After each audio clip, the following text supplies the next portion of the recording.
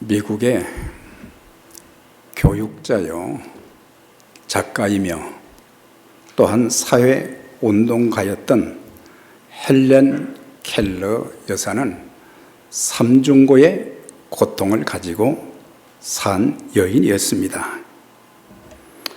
그녀는 말하기를 듣지 못하는 것도 고통이고 또한 말하지 못하는 것도 고통이지만 그 중에서 보지 못하는 것이 가장 큰 고통이라 그렇게 토로를 했습니다. 사실 헬렌 켈러 여사가 쓴 에세이집이 하나 있는데 거기에 보면은 제목이 뭐냐면 3일 동안만 볼 수 있다면, 그런 에세이집을 통해서 많은 사람들에게 감동을 주었지만은 그만큼 자기는 평생 보지 못하는 그런 삶을 사는 가운데 할 수 있다면은 3일만이라도 세상을, 하나님이 지으신 세상을 볼 수 있게 해 주시고 사랑하는 부모님들, 형제 자매들, 또 친구들, 이런 사람들 참 볼 수 있다면 그것으로 족하다는 그런 에세이집을 쓰기도 했습니다. 세월이 많이 지난 후에 사람들이 그녀에게 물었습니다. 당신은 자신이 이 세상에서 가장 불행한 여인이라 그렇게 생각되지 않습니까? 그렇게 물었을 때에 헬렌 켈러가 답하기를, 두 눈을 뜨고 있지만 아무것도 보지 못하는 자들이 많은데, 수두룩하게 많은데 주님께서는 제 영혼의 눈을 뜨게 해 주셨습니다. 이렇게 말하면서 자신이 예수님을 만난 이후로 인생관 전체가 참 바뀌어졌다는 그런 고백을 하게 되었습니다. 오늘의 본문은 나면서부터 소경된 한 사람을 소개하고 있습니다. 세상에서 가장 큰 고통을 안고 힘겹게 사는 자였지만은 어느 날 예수님께서 길을 가시다가 그를 발견하시고 그를 만나주시고 그런 가운데 인생의 반전이 이루어졌습니다. 평생 소경으로 살아갈 수밖에 없는 운명이었지만 예수님께서는 바로 이 나면서부터 소경된 자의 영혼의 눈도 뜨게 하시고 육체의 눈까지 고쳐주셔서 새로운 인생을 살게 하셨습니다. 9장 1절의 말씀을 보니까 예수께서 길 가실 때 날 때부터 소경된 사람을 보신지라 그랬어요. 이 내용을 자세히 보면은 소경이 예수님을 찾아간 예들도 있지만은 여기서는 예수님께서 고통당하는 사람들을 친히 찾아가 주시고 위로하시면서 말씀으로 안수하심으로 고쳐주신 그런 일들이 참 많은데, 주님은 38년 된 병자 한 영혼을 구원하시기 위해서 베데스다 연못도 찾아가셨고, 손 마른 자를 고쳐주시기 위해서 회당으로 찾아가셨고, 그리고 군대 귀신 들린 자를 고쳐주시기 위해서 또한 공동묘지에도 가셔서 마귀의 종로로 타고 삶에 희망이 없는 그런 사람을 귀신을 쫓아내 주심으로 온전한 삶을 살게 해주셨던 것. 그래서 이렇게 많은 사람들을 친히 찾아가셔서 불치의 병자들 모두를 고쳐주시고 그들의 인생을 바꾸어 주셨던 것을 보게 됩니다. 그래서 주님께서는 이 땅에 오셔서 공생의 사역을 감당하시면서 사람들 어느 누구도 차별하지 아니하셨고, 그리고 고통받는 자들에게 관심을 가져주셨고 그들 모두를 만나주셨고 치유해 주셔서 그들의 인생 전체를 바꾸어 주신 것을 보게 됩니다. 우리가 감사할 가장 큰 은혜가 무엇이겠습니까? 내가 하나님께 발견된 은혜인 것입니다.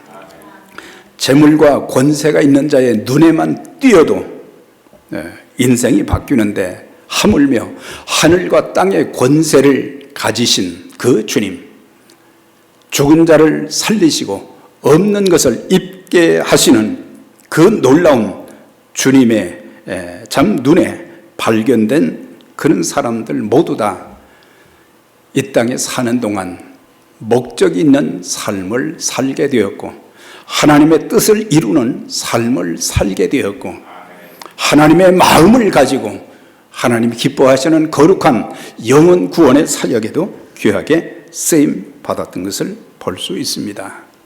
그러면 우리가 어떻게 해야 하나님께 발견될 수 있을까? 간략하게 세 가지를 소개하게 되면, 첫째는 하나님을 간절히 사모하는 자들을 하나님은 만나 주시는 것입니다. 누가복음 19장 10절에 보면 예수님께서 사역을 감당하시고 말씀을 증거하실 때 많은 사람들이 모이게 되었어요. 그런데 그 중에 한 사람, 삭개오라고 하는 사람이 키가 작은 사람인데, 예수님 얼굴 한번 좀 보면서 예수님 말씀을 들었으면 좋겠다. 그는 세리장이로서 참 유대인들에게 비난받는 사람이었지만 예수의 소문을 듣고 또 자기가 하는 그런 모든 과거의 삶을 돌아보면서 뭔가 예수님에게 자기 마음이 막 끌리고, 그래서 이제 예수님의 설교를 좀 들어야 되겠다 갔는데 사람들이 너무 많으니까, 그래서 어른이 된 세리장이가 뽕나미로 올라갔다 그랬어요. 그러니까 그만큼 주님의 얼굴 한번 보았으면 좋겠다. 주님이 말씀하시는 그 설교를 한마디라도 좀 들었으면 좋겠다. 그런 사모하는 마음을 가지고 올라갔을 때 주님께서 그 많은 사람들 중에서 유독 삭개오를 보시고, 삭개오야, 속히 내려오라. 오늘 내가 너희 집에 유하여야 할 것이다. 내가 너희 집에 들어갈 뿐만 아니라 오늘 구원이 너와 너희 집에 이르렀다 하시면서 이 사람도 아브라함의 자손이래라. 우리 주님이 그렇게 말씀을 하셨어요. 그래서 기쁜 마음으로, 즐거운 마음으로 예수님을 자기 집에 모시고 온 가족들이 말씀을 듣게 되었고, 그는 이렇게 고백합니다. 자신의 재산 50%를 가난한 자들에게 나누어 주겠고, 혹시라도 내가 다른 사람들의 것을 속여서 빼앗은 일이 있으면은 4배나 갚겠다이다. 그래서 그는 주님을 만나서 인생이 철저하게 바뀌었던 그리스도의 사람이었다는 것을 알 수가 있어요. 그래서 우리가 하나님 앞에 발견될 수 있기 위해서는 하나님을 간절히 사모하는, 우리가 예배는 1년 내내 또 내가 사는 동안 평생 드린다 그렇게 생각하고 게으르고 또 적당하게 빠지고 그러지 말고, 하나님께서 우리 모두에게 사모하는 마음을 가지고 항상 주님 앞에 나와서 주님을 만나고 주의 음성을 듣고 성령의 새롭게 하시는 하나님의 역사를 체험하는 저와 여러분들이 될 수 있기를 바랍니다. 또 한 가지는 하나님의 눈에 띄일 수 있는 사람들이 어떤 사람들이냐, 삶의 현장에서 최선을 다하는 사람들을 하나님은 귀하게 보시는 것입니다. 시편 78편 70절에 보면 다윗에 대한 기록이 나옵니다. 이렇게 말씀이 나왔어요. 그의 종 다윗을 택하시되 양의 우리에서 취하시며 전양을 지키는 중 그를 이끌어내사 그의 백성인 야곱, 그의 소유인 이스라엘을 기르게 하셨다 그랬어요.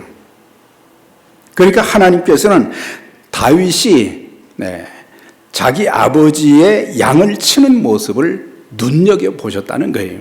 그냥 목자로서 양들을 치는데, 그런데 아버지의 그 양이 뭐 수백 마리, 수천 마리 되는 게 아니고 몇 마리밖에 되지 않았다고 그랬어요. 사무엘상 17장에 보면은 그의 형 엘리압이 블레셋 군대와 전쟁을 하러 나갔을 때 다윗이 아버지 심부름 갔다가 거기서 형이 말하잖아요. 너 양 몇 마리 되지도 않는데 그 양들 돌보지 않고 왜 전쟁터에 왔느냐.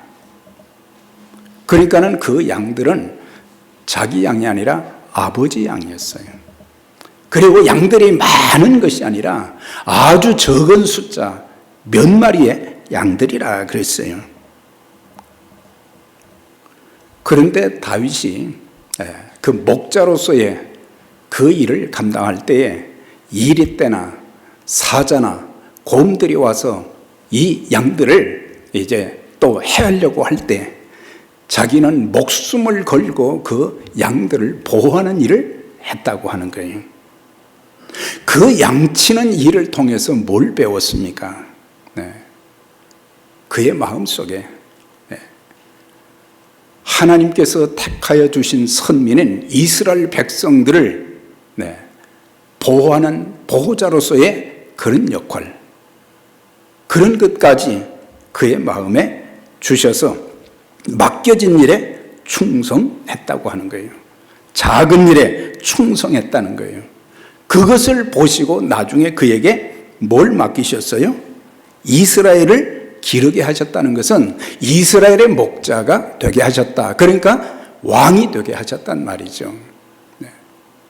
우리는 종종 많은 것만 생각할 때가 많잖아요. 우리는 큰 일만 생각할 때가 많잖아요. 양 몇 마리를 놓고도 생명 걸고 그 양들을 먹이고 기르고 보호하는 그런 일을 보면서 하나님의 일에, 그리고 온 나라를 맡겨도 괜찮겠다, 그런 마음이 하나님께 주어졌고, 그래서 그를 이스라엘의 목자로 삼으셨다고 하는 것을 볼 수가 있어요. 그러니까 저와 여러분들이 신앙생활을 하되 최선을 다해서 할 수 있기를 바랍니다. 시시하게 여기지 말고 한 번의 예배가 내 인생을 바꿀 수도 있는 것이고, 한 번의 순종으로 인해서 내 모든 잘못된 것들이 다 고침을 받는 역사도 있게 될 것이고, 한 번의 순종으로 하나님께서 맡겨주신 그 귀한 일을 이루어 가시는 그런 기적도 체험할 수 있게 되는 것입니다. 그리고 또 한 가지는 은밀한 중에 헌신하라고 하는 것입니다. 하나님이 눈여겨보시는 사람들이 어떤 사람들이냐? 남들이 잘 보지 않는 곳에서 충성하는 사람들을 하나님은 소중히 보시는 거예요. 그래서 마태복음 6장에도 계속해서 기도하는 것, 구제하는 것, 모든 일들을 하게 될 때에 은밀하게 하라고 하는 그런 주님의 말씀이 있게 됩니다. 그렇다고 해서 모든 것을 사람들이 보지 않는 데서만 할 수 있는 건 아니죠. 그래서 보이지 않는 곳에서나 또 보이는 곳에서나 최선을 다하고, 그리고 자기를 자랑하면 안 되는 거예요. 주의 일을 하는 사람들은. 하나님이 그 사람들을 다 알고 계시는 거예요. 얼마나 신실하게 하나님만 바라보고 충성하고 삶의 여러 가지 역경과 시련이 있어도 변함없이 주님과 주님의 일, 교회를 이렇게 섬기는 그런 것들을 주님이 다 알고 계신 거예요. 그래서 내가 하는 일을 자꾸 자랑해서도 안 되고, 내가 어떤 경우에든지 작은 일이나 큰 일이나 쓰임 받는 건 그걸로 감사하고 만족하게 되면 하나님께서 더 큰 일을 맡겨 주실 것입니다. 우리 주님께서도 이 땅에 오셔서 사역을 감당하시면서 그렇게 많은 병자들, 귀신 들린 자들을 고치시면서 항상 마지막 부분에 하신 말씀이 있어요. 사람들에게 이걸 말하지 말라 그랬어요.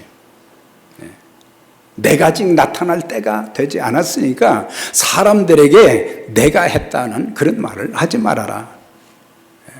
그것은 하나님과 주님과의 그런 관계 속에서 모든 것들을 처리해 나가신 것을 볼 수가 있습니다. 2절과 3절의 말씀을 보니까 제자들이 물어가되 랍비여 이 사람이 소경으로 난 것이 누구의 죄로 인함이니까? 자신의 죄 때문에 그렇게 된 것입니까? 아니면 그의 부모들이 죄를 졌기 때문에 그렇습니까? 3년 가까이 훈련받은 제자들도 주님의 마음도 잘 몰랐고, 그리고 주님이 행하시는 일들도 잘 이해하지 못했고, 더 나아가서는 다른 사람들이 겪는 고통을 참 안타까운 마음으로, 긍휼히 여기는 마음으로 기도하면서 참 그들에게 짐을 지워줘서는 안 되는데 무거운 짐을, 죄 때문에 그렇게 됐다. 사실 그 당시에 유대인들 전체는 어떤 개념을 가지고 있었느냐? 사람이 육신의 질병이 걸리거나 또한 하는 모든 일에 실패가 되어지고 그러면은 단 한마디로 말하기를 죄 때문에 그렇다. 물론 때로는 죄 때문에 그런 수도 있지만은, 그러나 우리 주님께서는 부모의 죄도 본인의 죄도 아니다. 이것은 하나님께서 하시는 일을 나타내고자 합니다. 그래서 하나님이 일하시는 방법은 연단을 통해서 더욱더 정금같이 단련하시기도 하시고, 때로는 하나님께서 놀라운 기적을 통해서 하나님이 어떤 분이신가. 그래서 사실 사복음서에 보면은 이런 귀신 쫓아낸 것, 병든 자를 고치신 이 모든 것들, 기적을 위한 기적, 그것보다는 예수님이 어떤 분이신가. 예수님이 하늘과 땅의 권세를 가지신 분이시다. 죽은 자를 살리시고 없는 것을 있게 하시고 병든 자를 치유하시는 그런 주님이시라는 것을 알려주시기 위해서 기록하신 거예요. 그래서 우리의 삶에 여러 가지 기도해서 응답받았다는 그런 예들이 많은데, 우리는 단순히 내 문제가 해결되었다는 것보다 예수님을 더 깊이 알아가는 우리 모두가 되어져야 될 것입니다. 주님께서는 본인과 부모의 죄도 아닌 하나님이 하시는 일을 나타내고자 함이라 하셨어요. 그렇다고 해서 우리는 하나님께서 하시고자 하는 일을 나타내시기 위해서 일부러 이 사람을 소경으로 만드셨다, 그런 뜻이 아니에요. 주님께서 말씀하신 의도는 어떤 불행한 상황도 주님의 도우심을 받게 되면 하나님의 영광이 나타난다고 하는 거예요. 때로는 왜 내게 질병이 생겼는지, 왜 내가 그런 억울한 일을 겪어야 하는지, 왜 재난들이 일어나야 되는지 다 이해할 수 없지만, 한 가지 분명한 것은 그 사건을 통해서 하나님 앞에 사람들로 하여금 나와서 엎드리고 죄를 회개하고 자신들의 모난 부분을 다듬고 겸손하게 주님께 자신을 드림으로 말미암아 하나님의 큰 일들이 일어나고, 그래서 창조주 하나님께 영광을 돌리게 되는 것입니다. 고난을 통해서 복을 주시고 하나님이 하시고자 하는 일들을 나타내 주시는 것입니다.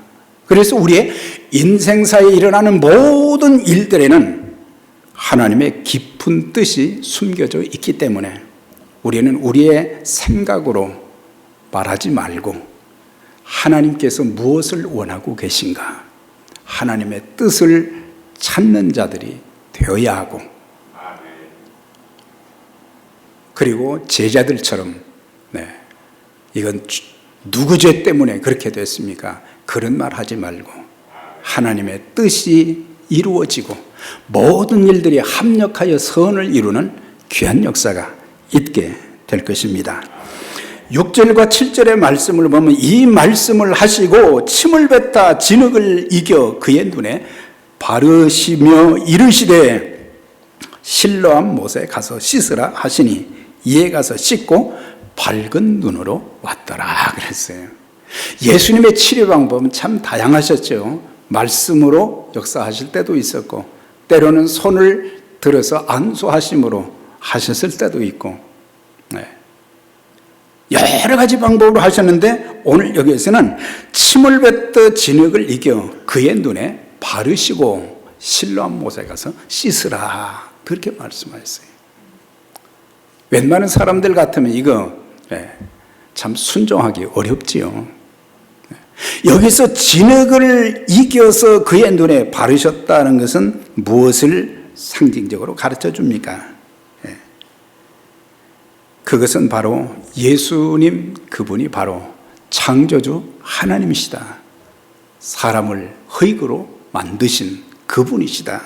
그것을 알게 하셨을 뿐만 아니라 그리고 사람을 지으신 분이 소경을 고치고 새롭게 할 수 있음을 예시해 주는 말씀인 것입니다.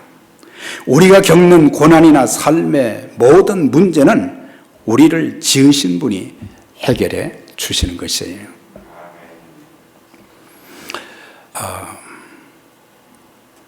헨리 포드라고 하는 사람이 있었어요.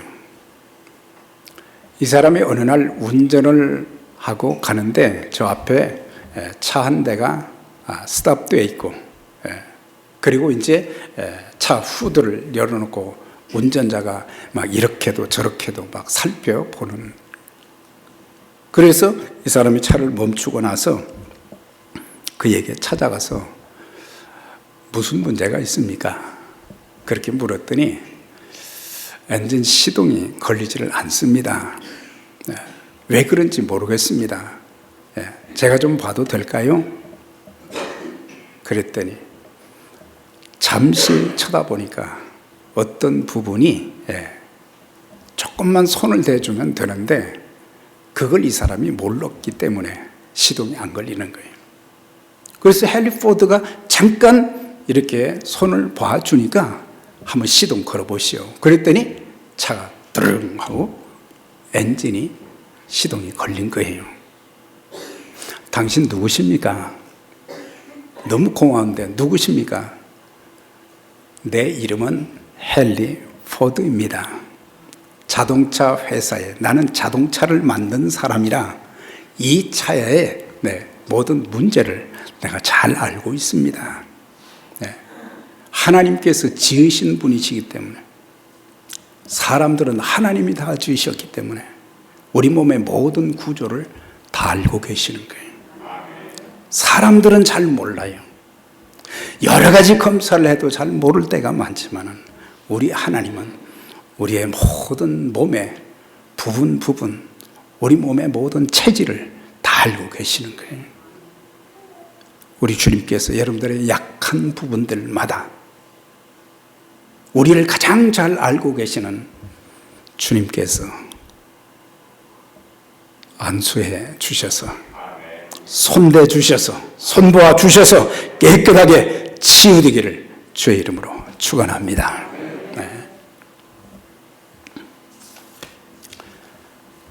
진흙을 이겨서 이제 눈에 바르신 뒤에 하신 말씀이 이 소경에게 실로암 못에 가서 씻으라 하셨어요.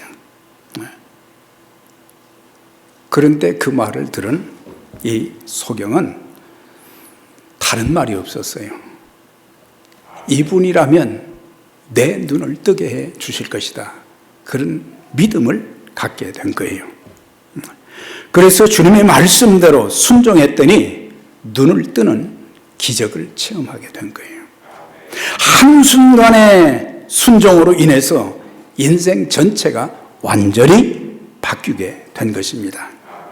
하나님의 기적은 주님의 말씀과 우리의 순종이 만날 때 나타나게 되는 거예요.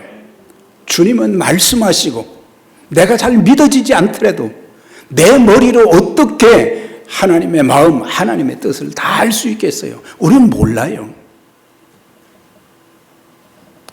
순종하는 사람들을 통해서 하나님은 기적을 나타내 주시는 것입니다. 7절에서 11절까지 보면 이에 가서 씻고 밝은 눈으로 왔더라. 이웃 사람들이 깜짝 놀라면서 묻기를 내 눈이 어떻게 해서 뜨여졌느냐 그렇게 물었을 때 그는 이렇게 대답했어요. 예수라고 하는 분이 진흙을 이겨 내 눈에 바르시고 나에게 실로암 못에 가서 씻으라 하기에 가서 씻었더니 이렇게 보게 되었습니다. 이런 간증이 여러분들 삶 속에 넘치시기를 바랍니다. 그리스도인들은 사람들이 당신이 어떻게 예수를 믿고 구원받게 되었는지, 그렇게 변화된 삶을 살게 되었는지, 은총을 받게 되었는지, 그런 복을 받게 되었는지 물을 때에 이렇게 답할 수 있어야 됩니다. 예수님께서 나를 구원해 주셨습니다.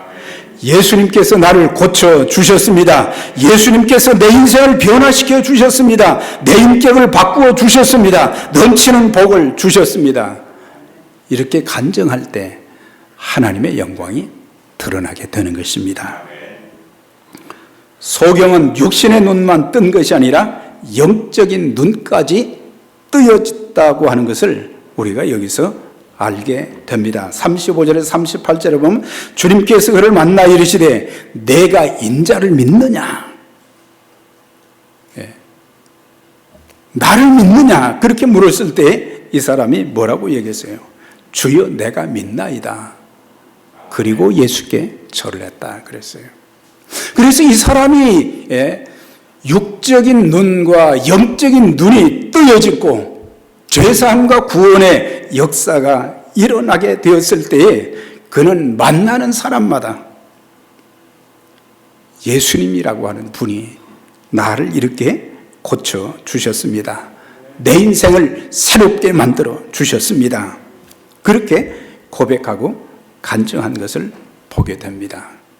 이 사람은 이 땅에 태어나서 단 한 번 주님의 말씀에 순종한 결과 인생 전체가 바꾸어지는 그런 역사가 있게 되었습니다.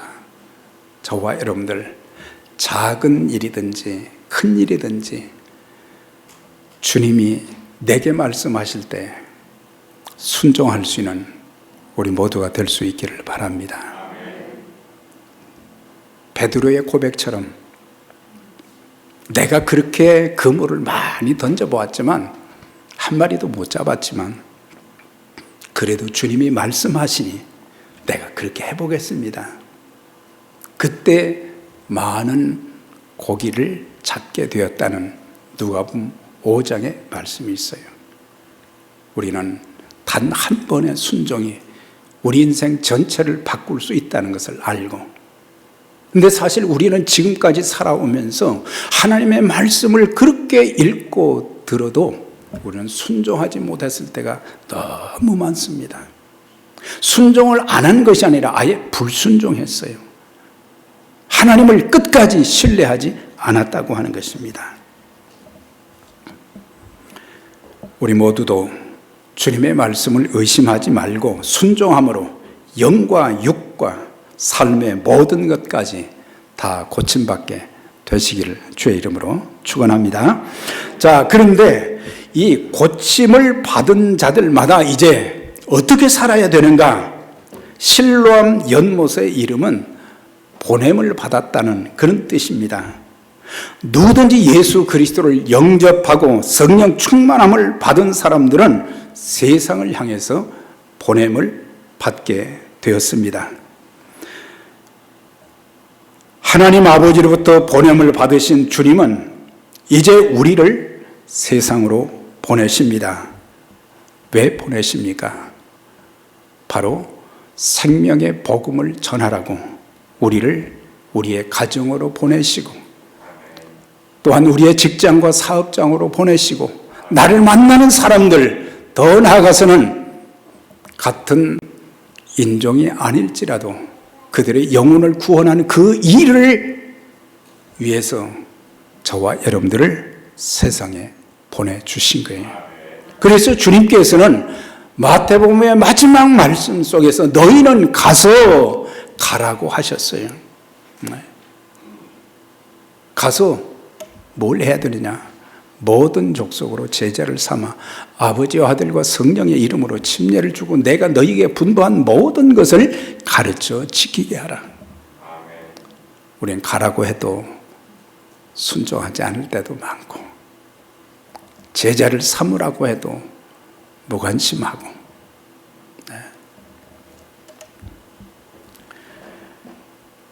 9장 4절에 주님이 이렇게 말씀하셨어요. 때가 아직 낮음에 나를 보내신 이의 일을 우리가 하여야 하리라. 밤이 오리니 그때는 아무 일도 할 수 없느니라. 여기서 일할 수 있는 때가 낮이니, 물론 낮에 일하지요. 저녁에는 일 못하지요. 않지요. 그걸 말씀하시는 것이 아닙니다. 하나님께서 우리에게 일할 수 있는 기회를 주셨을 때에 일하라고 하는 거예요. 일할 수 있는 기회. 요한복음 4장 35절에는 추수할 때가 되었는데, 주인에게 추수할 일꾼들을 보내주셔서, 이건 뭐예요? 곡식은 제때 거두어야 되는 것처럼 하나님께서 우리에게 하나님의 일을 할 수 있는 기회는 바로 지금이라고 하는 거죠. 언제 우리가 세상을 떠날지 알 수 없어요. 언제 몸이 쇠해져서 아무 일도 할 수 없을 수도 있는 거예요. 지금 건강할 때, 내 몸이 움직일 수 있을 때 하나님께서 맡겨주신 그 일들. 우리 교회의 대부분은 다 직분자들이에요. 직분자들에게 해야 될 일이 뭡니까? 일하는 것입니다. 일하는 것입니다. 아무 일도 하지 않고 불리움 받기를 좋아하지 마시고, 작은 일 하나도 다윗이 했던 그것처럼 그렇게 잘 감당하시고, 주님께서 여러분들의 연약한 부분들, 약한 부분들 치유해 주시고, 그래서 하나님께서 나를 이렇게 고쳐주시고 변화시켜 주시고 이렇게 축복해 주셨습니다. 이런 간증, 하나님 앞에 영광 돌리는 귀한 역사가 저와 여러분들 삶 전체를 통해서 있어지기를 주의 이름으로 축원합니다. 전능하신 아버지 하나님, 우리가 살아가는 이 삶의 현장, 많은 아픔과 고난도 있고 절망적인 그런 상황을 만날 때도 있지만 저희들 두려워하지 않게 해 주시고 낙심하지 않게 해 주시고 죽은 자를 살리시고 없는 것을 있게 하시는, 병든 자를 고쳐주시는 전능하신 하나님 주님을 바라볼 수 있게 해 주시고, 또한 저희들의 믿음을 통해서 우리의 모든 연약한 부분들이 다 고침받게 되어지고, 심지어 우리의 인격과 우리의 삶의 모든 부분들까지도 고침받게 하시고, 우리의 가정이 고침받고 교회가 고침받고 하나님께서 이렇게 놀랍게 일하여 주셨습니다. 찬양하고 감사하고 간증할 수 있는 에벤셀의 귀한 가족들 되게 해 주옵소서. 그래서 하나님의 이름이 존귀하게 되어지고 예수 그리스도의 권세의 그 능력이 죄 몸된 교회 안에서 많이 일어나서 참으로 주님의 나라에 더 귀하게 쓰임받는 믿음의 가족들, 에베네셀 선교교회가 되도록 하나님 축복해 주옵소서. 예수님의 이름으로 기도드려옵나이다. 아멘.